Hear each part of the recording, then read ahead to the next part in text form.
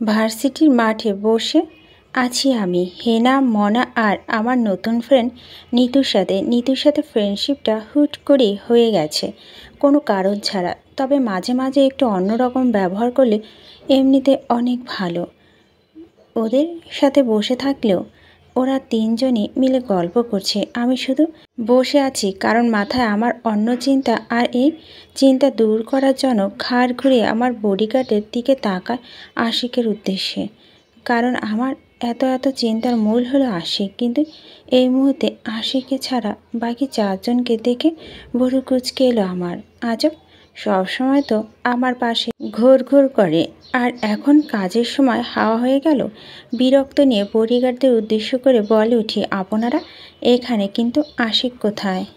পার থেকে একজন বডিগার্ড বলে ওঠে, ম্যাম, বস কল করেছে, তাই কার পার্কিং এরিয়ায় গেছে, কথা বলছে, ওই যে দেখা যাচ্ছে। ওদের কথা শুনে আমি ঘাড় ঘুরে সামনে তাকিয়ে কাউকে কিছু বলতে না দিয়ে এক দৌড় দিলাম আশিকের উদ্দেশ্যে। আমার পিছন পিছন বাকি গার্ডরাও আসছে দৌড়ে। আমি দৌড়াচ্ছি আমার কাজে, ওদেরও আমার সাথে দৌড় দিতে হবে নাকি? আজব না, ওরা মরলে মানুষ হবে না, এটা নিশ্চিত। দৌড়ে আশিককে পিছনে দাঁড়িয়ে হাঁপাতে পারলাম, আশিক ভাইয়া। আমার এমনটাকে আশিক চমকে উঠে সাথে সাথে পিছনে ফিরে তাকায় আমার দিকে। কানে তার ফোন চেপে ধরে রেখেছে, হয়তো কারোর সাথে কথা বলছে। আমার এমন ভাইয়া ডাক কানে আসতে চমকে চোখ বড় বড় ডিমের মতো করে আশেপাশে তাকিয়ে আবার সামনের দিকে তাকায়, পরে আমাকে বিনিময় সুরে আমতাম করে বলল, ইয়ে ম্যাম, কাকে বলছেন? আমি মিষ্টি হেসে আশিকের সামনে থেকে গিয়ে পিছনে কাঠটির মধ্যে বসে পড়লাম, দু পা ঝুলিয়ে। আমি বসতে আশিক আমার দিকে ফিরে তাকায়, চোখে মুখে আর একরাশ প্রশ্ন ঝুরি। হয়তো বোঝার চেষ্টা করছে আমি কি করতে বা বলতে চাইছি। আমি ওর মনের ভাবটা বুঝি, তাই একটু নড়ে বসে বলে উঠলাম, তোমার সাথে ডিল করতে এসেছি, আর ডিলটা পরে শুনবে। কিন্তু তুমি আমার নামে আর দাদা দাদিকে নালিশ করবে না, আর সবসময় বলবে মায়াম্যান গুড গার্ল, ঠিক আছে? সরি ম্যাম, আমি পারবো না, এটা আমার কাজ।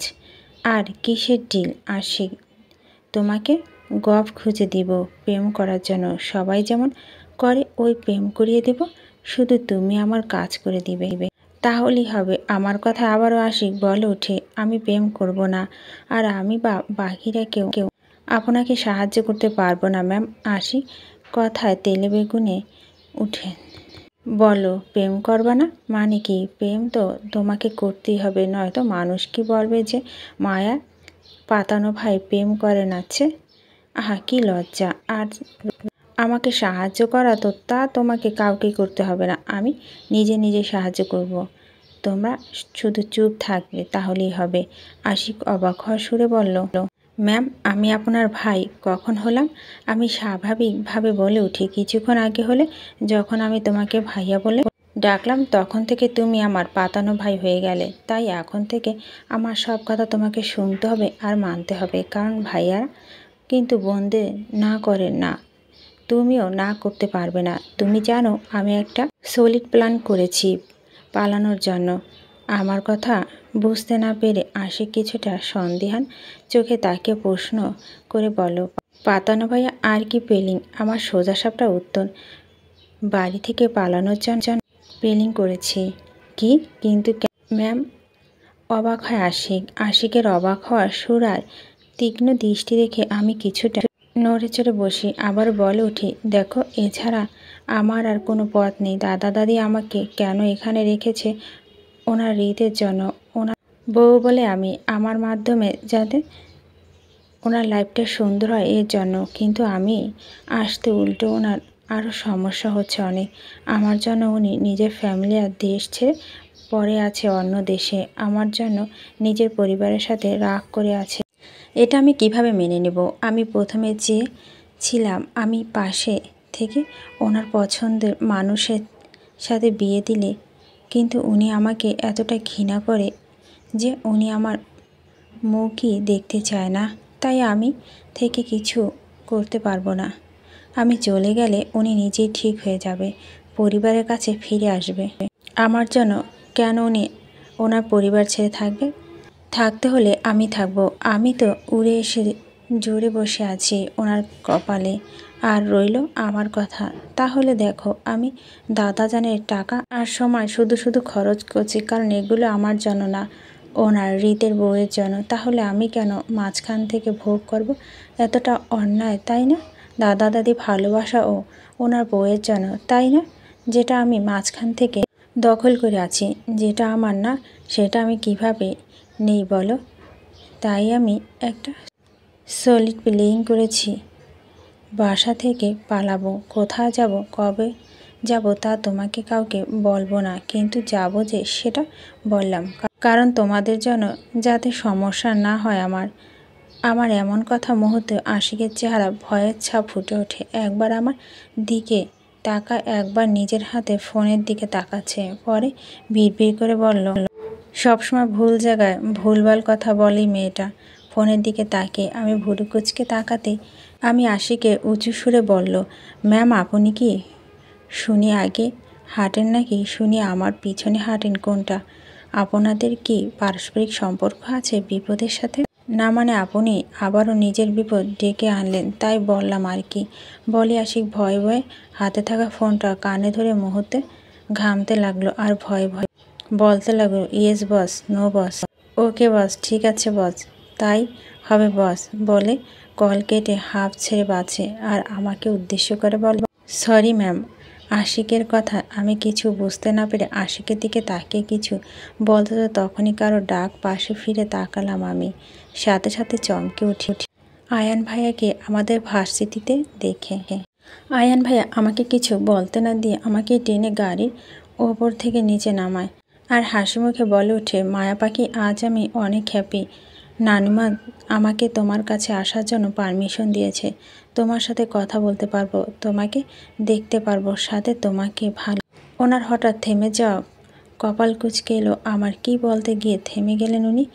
আর আমার সাথে একটু কথা বলার জন্য এত হ্যাপি হওয়ার কী আছে বুঝলাম না আমি। তাই অসহায় দৃষ্টিতে তাকিয়ে রইলাম ওনার দিকে।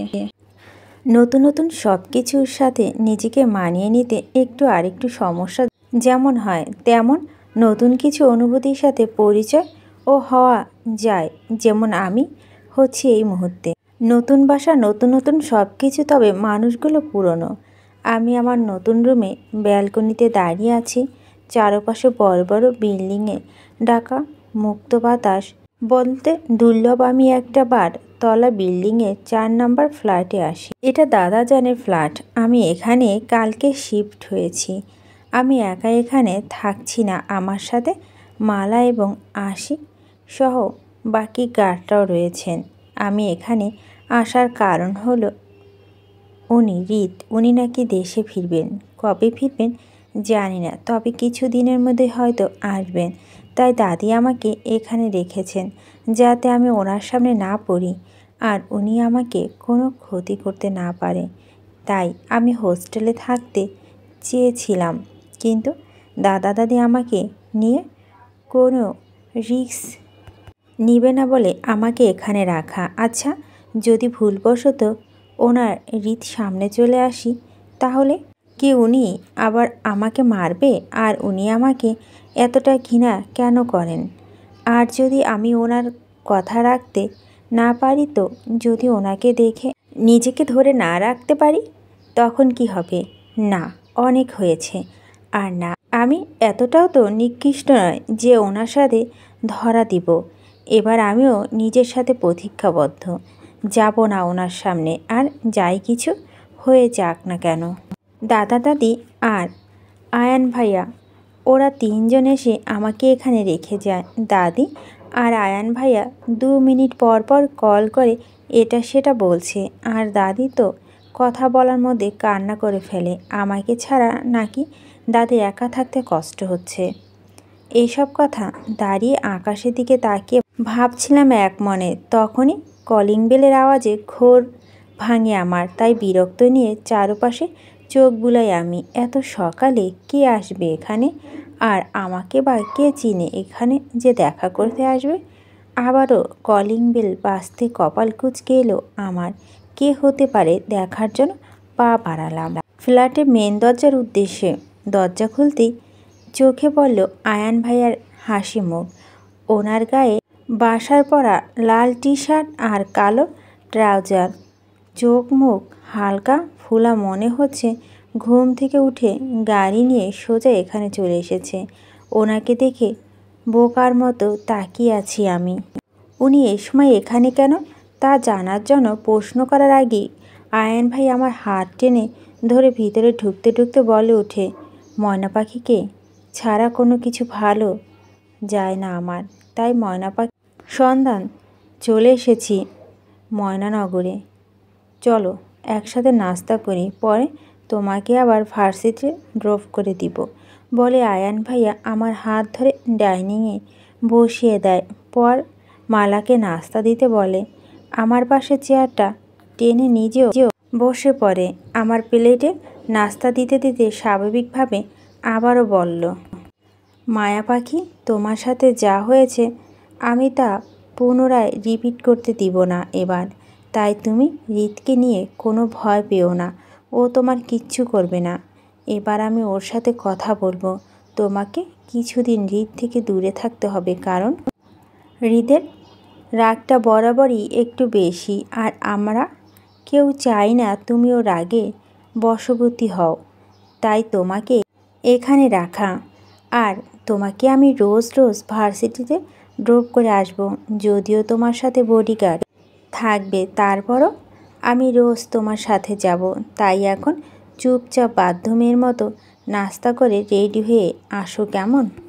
আয়ান ভাইয়া কথাগুলো শুনে নীরবে নির্বৃত্তে একটা দীর্ঘশ্বাস ছাড়লাম।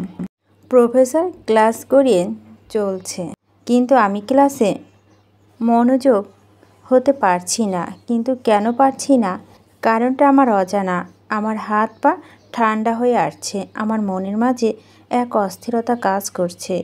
মনে হচ্ছে কিছু একটা হতে চলছে আমার সাথে। খুব আপন কেউ আসবে আমার কাছে ধরা দিতে, আমাকে সাজাবে। কিন্তু কে আসবে? আর কেই বা আছে আমার আপন বলতে? কেউ ধরা দিতে চায় আমার কাছে? আমার এমন অস্থিরতা কেন হচ্ছে? আমাদের ক্লাস শেষ হতে একজন পিয়ে এসে আমাকে বলল যে দাদা যান এই অফিস রুমে যেতে। স্যার এসেছে ওনার সাথে দেখা করতে, ডেকে পাঠিয়েছে আমায়। আমিও কোনো কথা না বাড়িয়ে চললাম দাদাজানের উদ্দেশ্যে, কারণ আমি জানি এই সময় দাদাজান আসবে আমার সাথে দেখা করতে। আর 4 দিন ধরে ওনার থেকে দূরে থাকছি আমি, তাই দেখা করতে এসেছে আমার সাথে। কথাগুলো ভেবেই হাসি মুখে অফিস রুমে দরজা ঠেলে ভিতরে ঢুকে চারপাশে চোখ বুলিয়ে দেখলাম রুমে কেউ নেই। তাই কৌতূহলে চোখে আবারও আশেপাশে ভালো করে চোখ বুলাই। তখনই চোখে পড়ে একটা লোক অফিস ড্রেস দাঁড়িয়ে আছে জানালার দিকে, মুখ করে দৃষ্টি তার বাহিরে দিকে স্থির, আর পকেটে 2 হাত গোজানো, গায়ে কোটটা পাশের চেয়ারটার ওপর রাখা। তাহলে কি দাদাজান না এসে আয়ান ভাইয়া আমার সাথে দেখা করতে এসেছে? কিন্তু কেন? উনি তো সকালে আমাকে ড্রপ করে গেল। তাহলে হয়তো কোনো কাজে এসেছে, তাই আমার সাথে দেখা করে চলে যাবে। আমি আর এত শত চিন্তা ভাবনা না করে ওনার পিছনে চেয়ারটা টেনে বসে পড়ি আর ওনাকে উদ্দেশ্য করে বলে উঠি, আয়ান ভাইয়া, তুমি আমাকে এ সময় এখানে ডাকলে কেন? আর দাদাজান কোথায়? আমার সাথে দেখা করতে আসে না কেন? নিজে এক হাত গালে রেখে আর অন্য হাত দিয়ে টেবিলে আঁকিঝুঁকি করতে করতে কথাগুলো বললাম। কিন্তু তখনও তিনি উল্টো দিকে ফিরে নিশ্চুপ হয়ে দাঁড়িয়েছিল। ওনার নিশ্চুপ থাকাতে আমি এক পলক ওনার দিকে তাকিয়ে আবার সামনে দিকে টেবিলে থাকার সাথে সাথে আমার চোখে পড়ে ভিন্ন রকমের চকলেট বক্স রয়েছে, যা খুব এক্সক্লুসিভ, দামি হবে। বাংলাদেশে হবে বলে মনে হচ্ছে না। হয়তো দাদাজান বাহিরে গিয়েছিল, তাই আমার জন্য নিয়ে এসেছে। আমি আর কোনো কিছু চিন্তা না করেই সব চকলেট বক্সগুলো একসাথে নিজের কাছে নিয়ে দাদাজানের টেবিলের ওপরে উঠে বসে মনোযোগ সহকারে চকলেট বের করতে করতে বললাম, আয়ান ভাইয়া, এই সবগুলা চকলেট বক্স কি আমার? তুমি এনেছো আমার জন্য? বলে নিজের মতো করে একটা একটা করে চকলেট খেতে লাগলাম। চকলেটগুলো স্বাদ অন্যরকম ছিল বিধায় আমার খেতে কোনো সমস্যা হচ্ছিল না, উল্টো আরও মজা পাচ্ছিলাম। কিন্তু আয়ান ভাইয়া কোনো ভাবান্তর না দেখে আমি আবারও বলে উঠি, ভাইয়া তুমি কথা বলছো না কেন আর আমার দিকে ফিরছো না? আবারও ওনার কোনো পরিবর্তন না দেখে আমি বিরক্ত নিয়ে একবার ওনার দিকে তাকিয়ে আবার বক্স থেকে চকলেট বের করতে করতে বলে উঠি, আয়ান ভাইয়া এই রুমটা থেকে কেন একটা চেনা চেনা গন্ধ আসছে আমার নাকে? নাকি তোমার থেকে এসেছে এ চেনা গন্ধটা? কোথাও যেন এই গন্ধটা পেতাম আমি, আমার মনে পড়ছে না। তুমি বলো তো কোথায় পেতাম আমি গন্ধটা? চিন্তার সুরে হৃদ থেকে পরিচিত কণ্ঠে আমার মুখে থাকা অবশিষ্ট চকলেট অংশটুকু পড়ে যায় টেবিলের ওপর। মুহূর্তে আমি ঘামতে থাকি আর ভয়ের কান্না আসছে হৃদয় ভেঙে। হাড় কাঁপানো দৃশ্যটা ভেসে উঠছে মুহূর্তে চোখের সামনে। আমার এতক্ষণে যে অস্থিরতা কাজ করছিল সেটা কি তাহলে এই পরিচিত কণ্ঠের জন্য? উনি কি তাহলে ফিরে এসেছেন? এখন কি উনি আমার আবার পুরাতে চাইবেন? আমি তো ইচ্ছে করে ওনার সামনে আসিনি, আর উনি তো এখানে আমার চেহারা দেখেনি। আমার চেহারা দেখলে উনি আমায় পুড়িয়ে ফেলবে। আমি কি করব এখন? কে বাঁচাবে ওনার থেকে আমাকে? আমি কি আজ আর বাঁচতে পারবো না ওনার হৃদ থেকে? প্রচণ্ড ভয় আর অস্থিরতা আমার কান্না চলে আসছে। এই মুহূর্তে আমার কি করা উচিত কিছু বুঝতে পারছি না। আমি শুধু চাইছি কেউ এখন চলে আসুক আর আমাকে ওনার হাত থেকে বাঁচিয়ে নিয়ে যাক। আমি আমাকে কিছুতেই ঠিক রাখতে পারছি না। হাড় কাঁপানো কান্না আসছে আমার, তাই দুহাত দিয়ে নিজের ঠোঁট চেপে ধরে কান্না থামানোর চেষ্টা করছি। তারপর মাঝে মাঝে হেঁচকি উঠে যাচ্ছে। ওনার কোনো সাড়া শব্দ না পেয়ে আমি ওনার থেকে পালানোর জন্য ঠোঁট চেপে ধরে টেবিলে থেকে নামার জন্য একটু নড়ে উঠতেই ওনার পায়ের শব্দ আমার কানে আসে, আমার দিকে এগিয়ে আসছে। এবার আমি ভয় সিটিয়ে গেলাম। কান্নার বেগটা আরও বেড়ে গেল। তখনই কেউ আমার দু পায়ের নিচে দিয়ে নিজের হাত ঢুকে আমাকে বসা অবস্থায় সম্পূর্ণ উপরে তুলে ফেলল। আমি দু পা ভাঁজ করে টেবিলের ওপর বসেছিলাম, মুখ চেপে ধরা অবস্থায়। হঠাৎ করে আমি হাওয়ায় ভাসছি। বিষয়টা আমার বোধগম্য হলো না, তাই আমার কান্না অফ হয়ে গেল। আর আমি কোথায় আছি সেটা দেখার জন্য পাশে ফিরে তাকাতেই ওনার গালের সাথে আমার নাক বাড়ি খায়। সাথে সাথে চোখ বড় বড় হয়ে গেল আমার। এখন কি হবে? আমার একের পর এক ভুল করেই যাচ্ছি আমি। এখন আবার ছুঁয়ে না দিলাম ভাবতে আবার কান্না চলে আসলো আবার। আমার পিঠ ওনার বুকের সাথে মিশানো, আর ওনার মাথা আমার কাঁধের উপর রাখা, আর ওনার হাত দুটো আমার দু পায়ে নিচে দিয়ে ধরে রাখা। যেভাবে আমি বসেছিলাম ঠিক সেভাবেই আমাকে উনি উপরে তুলে নেন, আর আমি ভয়ে নিজের দু হাত দিয়ে সম্পূর্ণ মুখ ঢেকে কান্না করতে লাগলাম, এই ভেবে যে উনি কি সত্যি এখন আমাকে ফুরিয়ে ফেলার জন্য নিয়ে যাচ্ছে। হৃদ মায়াকে এভাবে ধরে কিছু দূরে হেঁটে রুমে একপাশে সোফার উপরে বসে পড়েন। পরে মায়াকে নিজের কোলের ওপর আরাম করে বসিয়ে দেন। স্থির দৃষ্টিতে মায়াকে পর্যবেক্ষণ করতে লাগলো। মায়ার ভয়ে সিটিয়ে আছে আর কান্না করছে। মায়া কান্না থামানোর চেষ্টায় হৃদ করছে না, আর না ভয় ভাঙানোর চেষ্টা। কারণ হৃদ জানে এই মুহূর্তে মায়া আরও ভয় পাবে যদি সে দুটো একটাও করে। এখন তো তাই মায়াকে মায়ার মতো থাকতে দিয়ে শান্ত দৃষ্টিতে পর্যবেক্ষণ করে চলছে ওকে। মায়ার পরনে একটা কালো চুড়িদার জামা, চুলগুলো কাঠি দিয়ে বাঁধা, যার কারণে সামনের দিকে অনেক বাধ্য চুল চলে এসেছে। হাতে কালো লাচে চুড়ি, পায়ে বরাবরই মতো পায়েল পরা। সব মিলে আগের মতোই লাগছে, কিন্তু হৃদের কাছে মোটেও সাধারণ লাগছে না। আজ ওর কাছে মোহনীয় লাগছে। তৃষ্ণার্ত ব্যক্তি এক ফোঁটা জল, তাই কাতর দৃষ্টিতে তাকিয়ে আছে। তার এ দেখাটা যেন মনের শান্তি পাচ্ছে না। আর মায়াও নিজের মুখ ঢেকে রেখেছে, তাই হৃদের মায়াকে ছুঁয়ে দিতে ইচ্ছা হচ্ছে প্রবলভাবে, তবে সেটা ভালোবেসে নয়। এতদিন দূরে ছিল বিদায় হৃদের মনকে ভীষণভাবে পুড়িয়েছে মায়া। তাই মায়াকে দিয়ে তার পোড়া মনের ওষুধ লাগাবে, আর সেটা হলো মায়া নিজেই। হৃদ মায়ার কান্নারত অবস্থায় মায়ার কাঁধ থেকে নিজের মাথা তুলে মায়াকে আরও একটু কাছে টেনে বুকের সাথে ভালোভাবে মিশিয়ে নেয়। মায়া তখনও ভয়ে কাঁপতে লাগলো, আরও বেশি সিঁটিয়ে গেল, কিন্তু হৃদের ভয়ে নড়াচড়া করল না।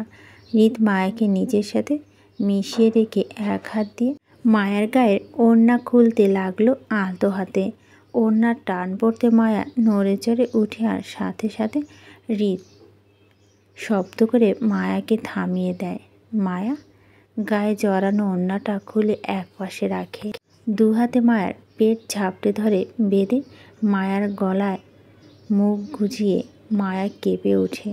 নিজের দু হাত মুখ থেকে সরিয়ে হৃদের হাতের ওপর রাখে আর বোঝার চেষ্টা করছে হৃদ কী করতে চাইছে ওর সাথে। হৃদ মায়ার গলার মাঝে বরাবরই তিলটায় গাঢ়ভাবে নিজের ঠোঁট চেপে ধরে কিছুক্ষণ, পরে সাথে সাথে কিছু জোরে কামড় বসায় মায়ার গালে। মায়া এবার ব্যথার ভয় হু হু করে কান্না করে দেয়। আবার হৃদের কথা মনে পড়তেই আবারও নিজের হাত দিয়ে মুখ চেপে কান্না আটকানোর চেষ্টা করছে হেঁচকি তুলে। হৃদ মায়ের কান্নার আওয়াজ শুনে মায়ের কানে ধীর ভয়ে যে ফিসফিস করে বলল, নাও, দিয়ে দিলাম তোমার লাভ বাট, কিন্তু আমাকে যে এতদিন পুরালে না করার সত্ত্বেও তার শাস্তি হিসেবে তোমাকে মিশে ফেলি নিজের সাথে। তোমাকে এবার নিজের সাথে পিষার জন্য এসেছি। এবার আর না তোমাকে ছাড় দেব না, আর না দিব নিজেকে। আর যেখানে নিজেকে ছাড় দিব না সেখানে তো অন্য কাউকে দিয়া প্রশ্নই আসে না। পিষে ফেলার কথাটি কানে আসতে মায়া আর কিছু ভাবতে পারেনি, সাথে সাথে ঢুলে পড়ে যায় হৃদের বুকে। হে মায়া প্রচণ্ড ভয় জ্ঞান হারায়। মায়া জ্ঞান হারাতে হৃদ মায়াকে ওইভাবে কিছুক্ষণ চেপে ধরে বসে থাকে। পরে মায়াকে সোফায় শুয়ে দিয়ে আশিককে কল করে। নিজের রুমে বিছানায় উপর হয়ে শুয়ে আছি আমি। কিছু ভালো লাগছে না। আজকে ভার্সিটিতে যাইনি কালকে বিষয়টি নিয়ে। উনি কালকে আমার সাথে যা করেছে, তারপর ভার্সিটির নাম নিলে ভয়ে রুহু কেঁপে ওঠে আমার। তাই কিছুদিন ভার্সিটিতে যাব না ঠিক করলাম। দাদিকে বললাম আমার শরীর ভালো না, তাই যাব না। আমার কথা শুনে দাদি সাথে সাথে আয়ান ভাইয়াকে নিয়ে হাজির হয়ে গেল। পরে দাদিকে এটা সেটা বুঝিয়ে বললাম, দাদিও মেনে গেল। পরে আয়ান ভাইয়া কিছুক্ষণ থেকে অফিসে চলে যায়, আর দাদি সারাদিন আমার সাথে থেকে রাতে চলে যায়। মালা হয়তো ঘুমাচ্ছে, আশিকরা বাইরে আছে নিজের কাছে। আমার চোখে কিছুতেই ঘুম আসছে না, বারবার শুধু ওনার চিন্তা ভাবনা ঘুরপাক খাচ্ছে। কাল যখন আমার হুঁশ আসে তখন আমি নিজের রুমে ছিলাম। মালা আমাকে বলো আমি নাকি গাড়িতে ঘুমিয়ে পড়েছিলাম। পরে মালা নাকি আমাকে রুমে এনেছে, কিন্তু আমি তো জানি আমি আমার সাথে কি হয়েছে। এইসব ভাবতে ভাবতে একটা দীর্ঘশ্বাস ছাড়লাম। পাশ থেকে ফোনটা হাতে নিয়ে দেখলাম 11:03 বাজে। কিছু ভালো লাগছে না বলে তাই উঠে ওড়নাটা গায়ে জড়িয়ে ফ্ল্যাটের মধ্যে হাঁটাহাঁটি করার জন্য রুম থেকে বের হচ্ছিলাম। এমন সময় আমার কানে একটা অদ্ভুত শব্দ ভারী খায়। আমি কৌতূহলবশে আগ্রহী হয়ে শব্দটা অনুসরণ করতে থাকি, কিন্তু মাঝপথে আমার পা থেমে যায়। আমি স্থির হয়ে যাই। আমার মনে হচ্ছে আমি শ্বাসরুদ্ধকর সমস্যায় ভুগছি। আমার সাথে কেন এমন হয়? আমি আর বাঁচতে পারবো না।